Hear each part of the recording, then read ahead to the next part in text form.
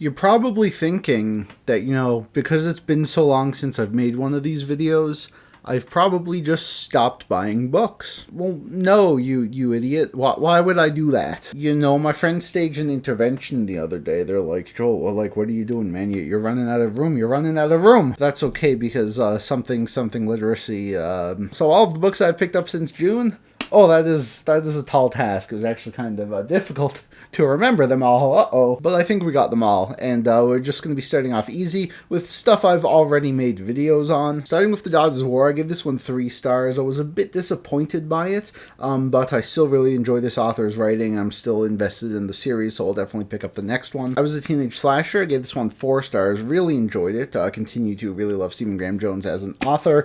He has a new book, I think, coming out in the spring.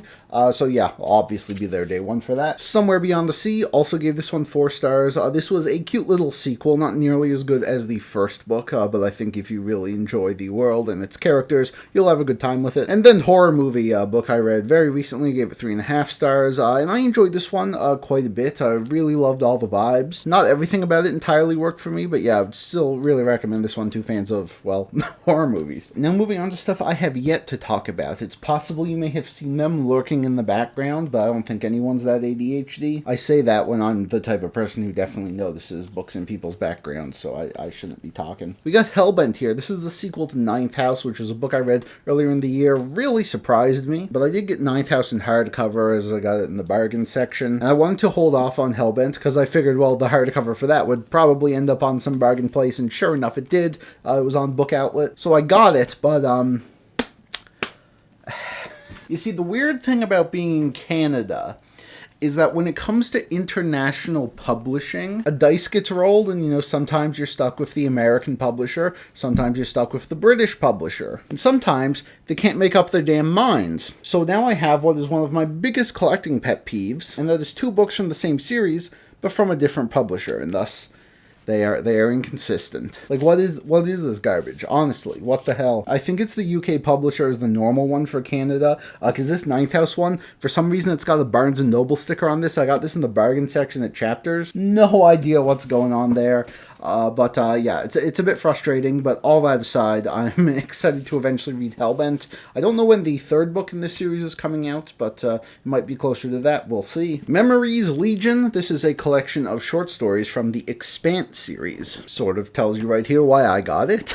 Yes, I am waiting to see if they're going to be making more collector's editions of The Expanse. I have the first 3, and I really like those, but I don't really care about waiting for a fancy edition of the short story collection. It was just a nice little find I found, and once I get into The Expanse, we'll see how this one goes. If you want a little spoiler for my 2025 TBR, it's still a while away, but I'm going to be starting The Expanse once I finish Wheel of Time. Got a fat boy here. Assassin's Quest, but not just any old regular Assassin's Quest. Nah, this is the premium hardcover illustrated edition. This thing is absolutely gorgeous. It costs 54 Canadian. I got it for 12. Don't mean to brag. Use Book Outlet. It's so incredible. But yeah, so I've been absolutely loving The Realm of the Elderlings. The issue, though, is that where I do them all on audiobooks, I don't own any of them. So when this deal came along, I'm like, all right, I'll get some Robin Hobb representation in my collection. Let's go. And this thing is absolutely stunning. Easily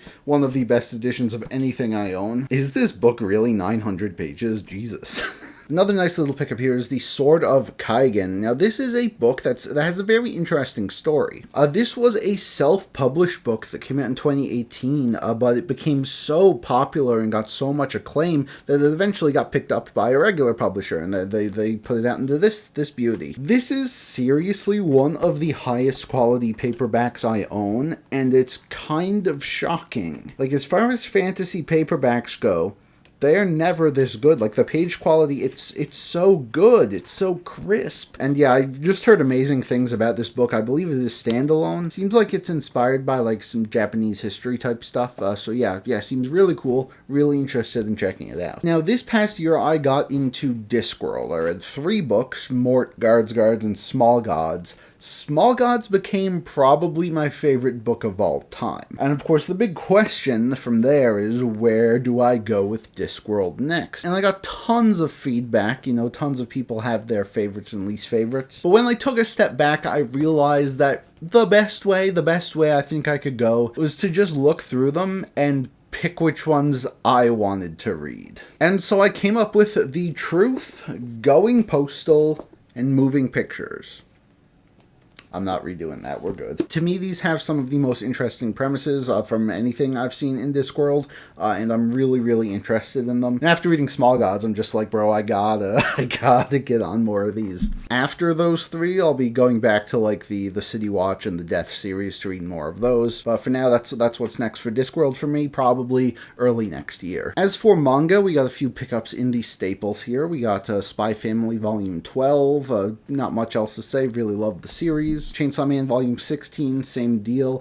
Have you guys seen Look Back yet? I saw it in theaters. It's on Amazon Prime now. The manga was amazing. That movie.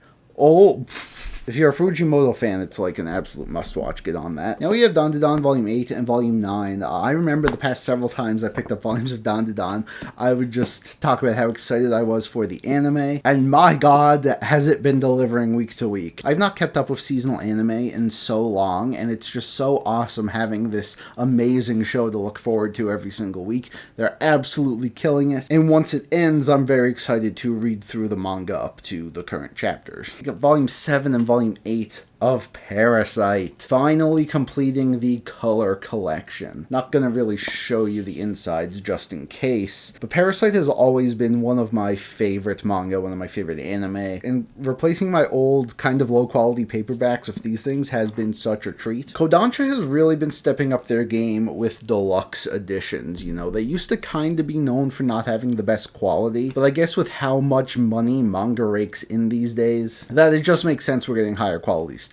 Those Vinland Saga fancy editions are really tempting, man, and it's crazy because 10 years ago when I started collecting Vinland Saga, we never would have dreamed that we would get anything that good. But yeah, do love to see manga thriving. Alright, now we have quite a few Stephen King pickups because I recently came to a decision. I made a nifty little spreadsheet compiling all the Stephen King books I own and the ones I have read, and realized that I kind of got a lot of them. So why not take the plunge and commit to collecting every Stephen King book? And if that means having to finally get Dreamcatcher, then so be it. If it means having to get the Tommyknockers, then so be it. These are two books that are very infamous because as far as King fans go, most people consider them to be kind of bad. I know for a fact Tommyknockers, even Stephen King himself hates that one. Not to say there are no fans, I've definitely seen them, and I'm definitely going into these books with no expectations, so maybe I'll be surprised. But yeah, got those two. We also got Gerald's Game here, and Nightmares and Dreamscapes, which is absolutely gigantic. I did not expect this thing to be so big. Over 800 pages, man, jeez. Now you'll notice, of course, these are all first edition hardcovers, so very, very nice to own. And you'll notice I have a lot more,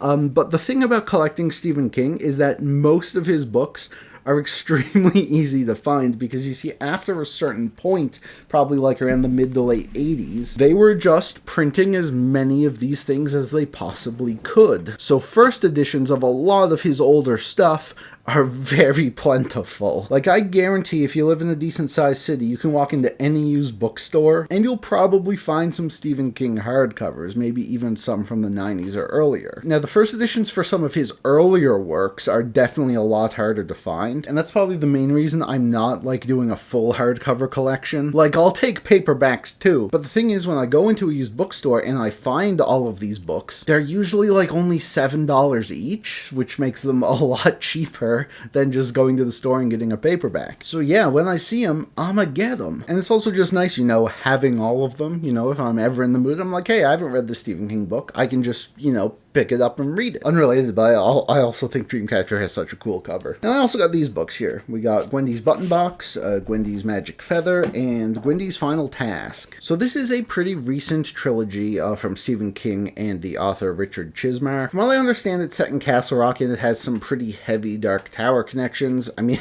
the cover of this book literally just has the Dark Tower on it. But the thing about this series is you don't see a lot of people talking about it. It didn't get a huge release, these paperbacks paperbacks were all that ever came out. And yeah, I don't know, I just haven't heard too much about it, so I don't really know if it's any good, but they are all pretty short, so I'll definitely read through them at some point and bring you my thoughts. Now, I have saved quite the beast for last. Already sort of teased it here, but we have The Fury of the Gods. Now, you're probably thinking something's a bit weird here, because this is the only John Gwynne book that I own. And this is just sort of the standard hardcover, you know, it's not something like Assassin's Quest, where that was like a very, like, exquisite illustrated edition. This is just the standard. Like, why do I only have this and not the other books in the series? Well, you see, there are certain perks to being a booktuber, and this was actually hand-delivered to me by Mr. Gwynne himself. That's right, baby. We got a signed edition of The Fury of the Gods. I absolutely love the Bloodsworn saga so far. I'm in the middle of this book right now. It is nuts, and I'll definitely have a review out for it soon. But yeah, shout out to John Gwynne, who came over to Canada to see specifically me. And definitely read this series if you like fantasy, if you like Vikings, if you like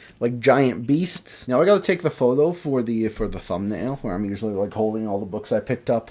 That may be physically impossible today, but I'm sure I'll figure something out. Thank you all so much for watching. You can leave your thoughts on any of these books in the comments down below. Let me know some of the books that you have picked up recently. Happy reading, and I will see you all soon for the next video.